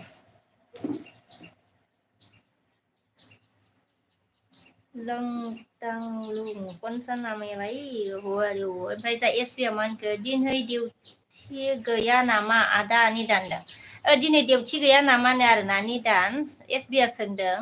ओमफ्राय जोंहा आंनि सनाया मा होनखो नोंजोंबो जारलासो जागोन आंजोंबो खम जारला आहा आंजोंथ' जारलाखा आंजोंथ' जारलाखाब्रा आंनि सना आंनि सना वाइटि आंजोंथ' जारला ओमफ्राय जोंहा रसान ना hi good morning where are you होनना बुंबाय नामा होनदो आरो अके गुड मर्निं मैं इंडिया आसाम से हूँ आसाम बङाइगाव ओमफ्राय जोंहा एस बि आ मा होनखो बेसे फरायनायलै बाजैयालाय होनना बुंदों आरोना आङो मा होनो बारा फरायाखैलै थुज्रिद थुज्रादसो फिसा बुंलायो आरोना ओइ लामोखै माबासो दं नालाय आङो होनदो ओमफ्राय जोंहा निदाना मा होनखो दं आङो डिउटियावनो एस बि फाइनो डिउटियावनो दंनो आरोना आंनि सनाया मा होनखो बिके किउट आङो खामानि मावनि दै थाथ'दो होनना बुंबाय अके आंबो दोनखानोसै आरोना दे बाय बाय मा होनो आंनि सना वाइटि बाय बाय मोजां एसबिया मा होनखो सोरबाफोर लोगो जानो नामा होनदो सोरबाफोर लोगो जानो नामा होनो आरोना एसबिजों ओमफ्राय हितेश पाटोला मा होनखो आइ लाभ इउ बोला ओके मुझे प्यार करते हो ना जान लव यू बोला okay Hitesh Patel love you Hitesh पाटेला मा होनखो लाभ इउ एसबि आगे ओके अ आदा निदान दंना मबाइल नायनो सम मोनदोंना दे अ आदा निदान दंना मबाइल नायनो सम मोनदोंना होनना सोंदो आरोना एसबि आ निदान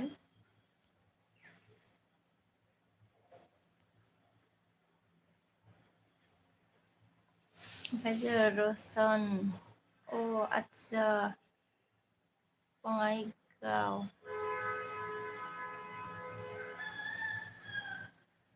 बेटा आप बर' ट्राइब हो क्या ट्राइब हाँ मैं बर' हूँ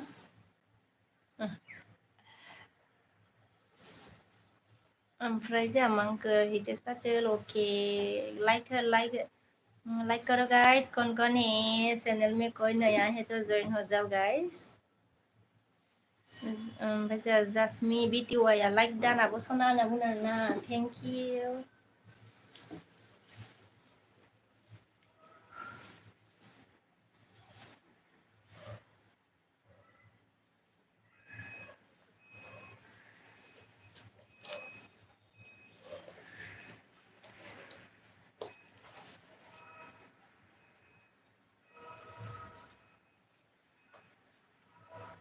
ओमफ्राय जोङो रस माने मा होनखो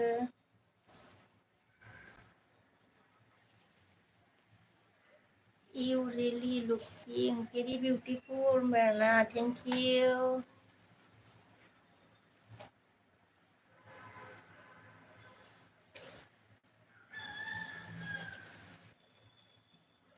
आप मुझे प्यार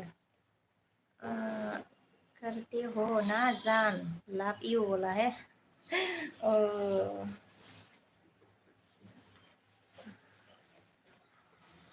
ओमफ्राय जोङो मा ससुइट बोला है थेंक इउ हितेश पाटेल एसबि आगेमोनखो मोनबैसे चेनेल दं बाजै नों होनदो अ आंना चेनेला बे मोनसेयानो आरोना मोनसेल' आरो ओमफ्राय मोनसेया ओरैनो खुलिहांनायसो गोसो होआखै आरो आं मोनसेखौ गोसो होआखैलै बैखौ हेलौ गाइस कौन है काका हो तिमी होनदों अ नेपाली हो असं के ओमफ्राय निदान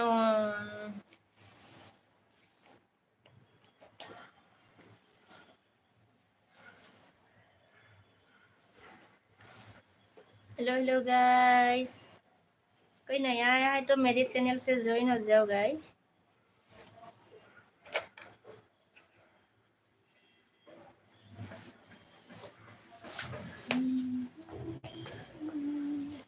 बोथोरा समाय होबाय नोंनि हायना महरखौ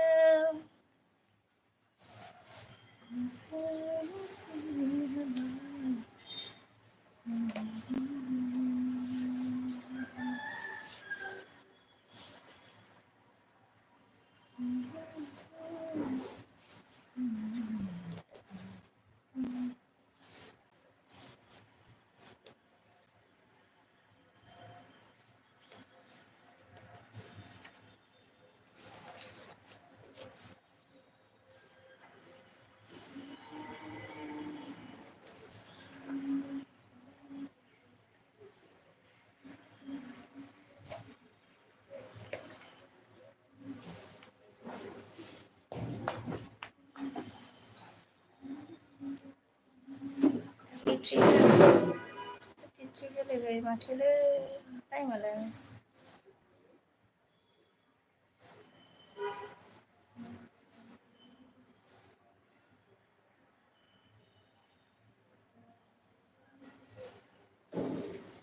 ओमफ्राय दा दैथुना गैया मा ओंखारो मैं जब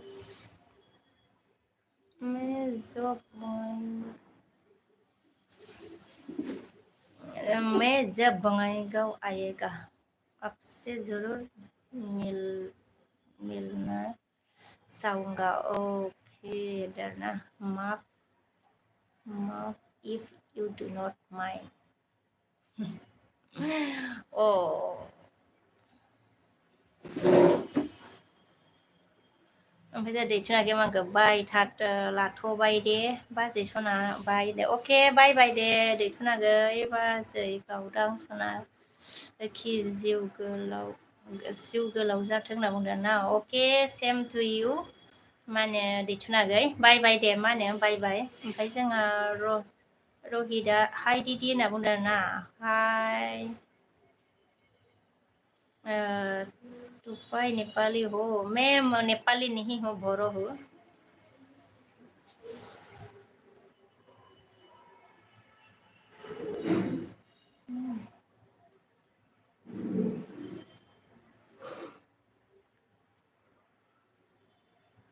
मैम ओके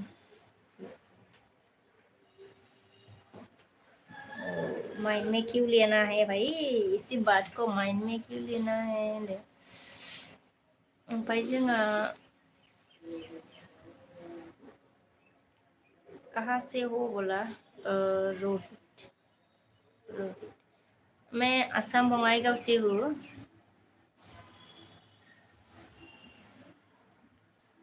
नेपाली बुझ्नु गुस्सा डरना नेपाली तो समझ में नहीं आता है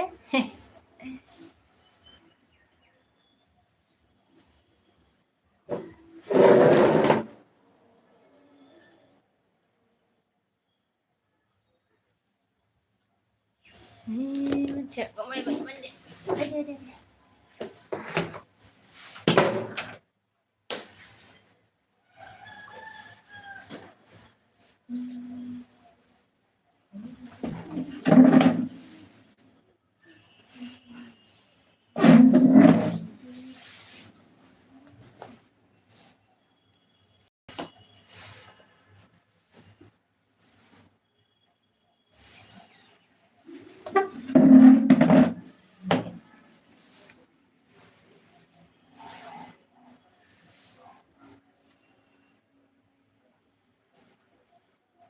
Sana kaki nusa pernah ada na hello friend ada na ni dah naun ni dah non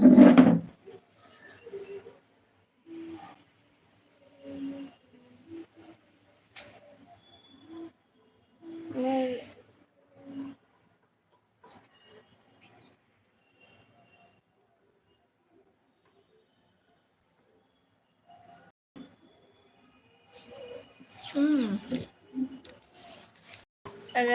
रसम मिलके अच्छा लगा हैं बोल मिलके अच्छा लगा फिर कभी देखूंगा आपका एलबी अभी मेरा कुछ काम है see you take care have a good day okay okay same to you रसन ओमफ्राय जोंहा नागाया मा खबर फ्रेन्ड आरोना खबरा मोजांथ' आंना फ्रेन्ड नोंना माबोरै दं ओमफ्राय निदानन अके एसआ मा खबर होनदों खबरा मोजां सिंगेल नागाया अन अके दोननोसैलै आं मानसिया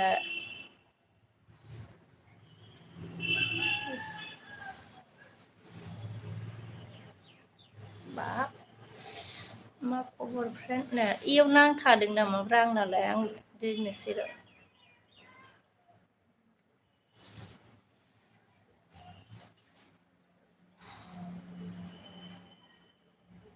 ओमफ्राय जोंहा मा होनखो दाबो दं माथो ना बाजै औ र' दोननोसैब्रा सिंगेलागै र' नागाया मा होनखो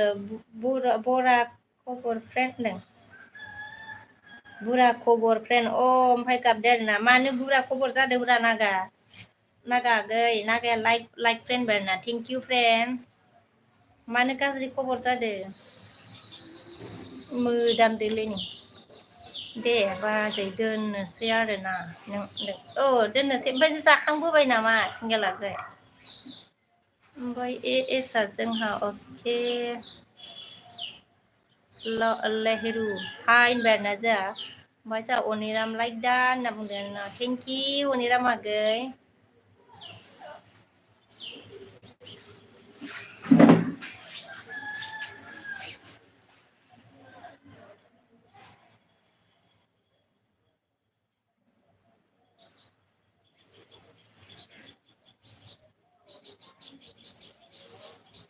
औ बाजै होनदों आरोना जोंहा सिंगेला गैया अके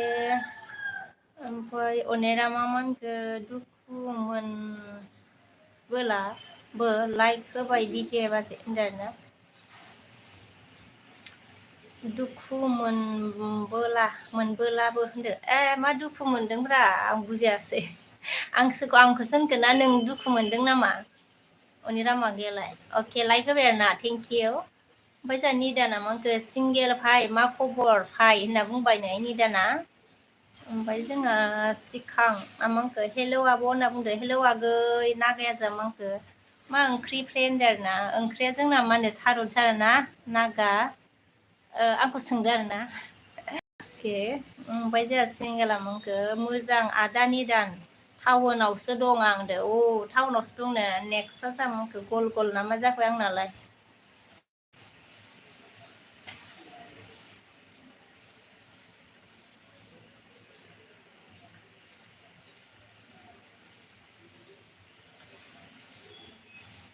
दोननोसै दे आङो बायलास्रादो होनलायदो सोर सोर दंमोन बायलादो दे होनदो